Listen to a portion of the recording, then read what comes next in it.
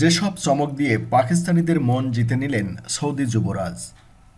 Saudi আরব ও পাকিস্তানের সাথে বেশ কিছু বিনিয়োগ চুক্তি স্বাক্ষরিত হয়েছে, যার আর্থিক মূল্য প্রায় $20 বিলিয়ন। বিপর্যস্ত অর্থনীতিকে চাঙ্গা করতে এসব চুক্তি করতে চেয়েছিল দেশটি। শেষ পর্যন্ত সৌদি যুবরাজ মোহাম্মদ বিন সালমানের সফরের সময় এসব চুক্তি স্বাক্ষরিত হল দেশ দুটির মধ্যে। বৈদেশিক পাওনা পরিশোধে সংকট নিরসনে পাকিস্তানকে দ্রুততম সময়ের মধ্যে পদক্ষেপ নিতে হবে, আর সে কারণেই দেশটি আন্তর্জাতিক সহায়তা চাইছিল। যেসব চুক্তি স্বাক্ষরিত হয়েছে তার মধ্যে আছে বন্দরনগরী গোয়াদরে একটি ওয়েল রিফাইনারি স্থাপন করা হবে $8 বিলিয়ন ব্যয়ে।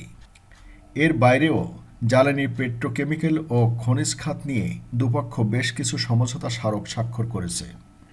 যুবরাজ মোহাম্মদ বিন সালমান বলেছেন, প্রথম ধাপের জন্য এটা বেশ বড় এবং নিঃসন্দেহে এটা প্রতি মাসে ও প্রতি বছর বাড়বে। এটা দুদেশের জন্যই উপকারী হবে। পাকিস্তান নগদ অর্থের জন্য মরিয়া হয়ে উঠেছিল। নানা সমস্যায় জর্জরিত দক্ষিণ এশিয়ার এই দেশটির কেন্দ্রীয় ব্যাংকের রিজার্ভ আছে মাত্র $8 বিলিয়ন, আর সে কারণে বৈদেশিক দেনা পরিশোধে দেশটিকে হিমশিম খেতে হচ্ছে। প্রধানমন্ত্রী ইমরান খান এজন্য একদিকে বন্ধু দেশগুলোর কাছে সহায়তা চাইছেন, আবার দেশের অভ্যন্তরে ভর্তুকির পরিমাণ কমিয়ে আনার চেষ্টা করছেন। এটি আন্তর্জাতিক অর্থ তহবিলে তাদের কঠিন শর্তগুলোর মধ্যে ভর্তুকি কমিয়ে আনার বিষয়টিকে রেখেছে। এদিকে সকালে পাকিস্তানিদের জন্য খুশির বার্তা দিলেন সৌদি যুবরাজ মোহাম্মদ বিন সালমান। পাকিস্তানের তথ্যমন্ত্রী ফুয়াদ চৌধুরী ঘোষণা দেন, যুবরাজ সৌদি আরবের কারাগারে থাকা পাকিস্তানের 2000-এর বেশি বন্দীকে তাৎক্ষণিক মুক্তি দেওয়ার নির্দেশ দিয়েছেন। পাকিস্তানের তথ্যমন্ত্রী ফুয়াদ চৌধুরী টুইট করেন, পাকিস্তানের প্রধানমন্ত্রীর অনুরোধের পরিপ্রেক্ষিতে সৌদি যুবরাজ তাৎক্ষণিক সেদেশে থাকা 2107 জন পাকিস্তানি বন্দীকে মুক্তি দিতে নির্দেশ দেন। প্রধানমন্ত্রী ইমরান খান আজ টুইট করে লিখেন, আমি যখন সৌদি আরবে থাকা আমাদের 25 লাখ নাগরিককে নিজেদের মানুষ বলে ভাবতে বললাম, তখন যুবরাজ তাকে সৌদি আরবে পাকিস্তানের রাষ্ট্রদূত মনে করতে বললেন।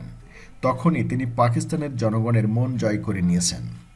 এদিকে সৌদি যুবরাজের কাছে হজের অনুমতি চাইলেন পাকিস্তানি হিজড়ারা। সৌদি যুবরাজের কাছে পবিত্র হজ ও ওমরা পালনে সুযোগ দিতে আহ্বান জানিয়েছেন পাকিস্তানের হিজড়া সম্প্রদায়। হিজড়া সম্প্রদায়ের লোকজন তাদের উপর আরোপিত নিষেধাজ্ঞা প্রত্যাহারের দাবি জানিয়েছেন। সৌদির আইন অনুযায়ী শুধুমাত্র পুরুষ এবং নারীরা হজ এবং ওমরা ভিসার জন্য আবেদন করতে পারবেন। এর বাইরে তৃতীয় লিঙ্গের আবেদনের সুযোগ নেই। সৌদি যুবরাজের 2 দিনের পাকিস্তান সফরকে কেন্দ্র করে সমাবেশের আয়োজন করে পাকিস্তানের তৃতীয় লিঙ্গের হিজড়ারা। তারা সৌদি যুবরাজকে স্বাগত জানিয়ে হিজড়াদের ভিসা নিষেধাজ্ঞা বাতিল করতে বিন সালমানকে আহ্বান জানান। পাকিস্তানের প্রথম হিজড়া হিসেবে এক্স ক্যাটাগরির পাসপোর্ট রয়েছে ফারজানা জানের। পাসপোর্টের লিঙ্গ কলামে এক্স ক্যাটাগরি থাকায় বিশ্বের বিভিন্ন দেশে যেতে পারেন হিজড়ারা। হিজড়াদের এই স্বীকৃতি দেওয়ায় পাকিস্তান সরকারের প্রতি কৃতজ্ঞতা প্রকাশ করেন ফারজানা জান। ফারজানা আশা প্রকাশ করেছেন, শিগগিরই সৌদি যুবরাজ তাদের এই নিষেধাজ্ঞা প্রত্যাহার করে তৃতীয় লিঙ্গের মানুষদের হজ ও ওমরা পালনের সুযোগ দেবেন। পাকিস্তানের এই হিজড়া বলেন, আমি এক্স ক্যাটাগরির পাসপোর্ট নিয়ে বিশ্বের যে কোনো দেশে যেতে পারি, কিন্তু হজ ও ওমরা পালন করতে পারি না।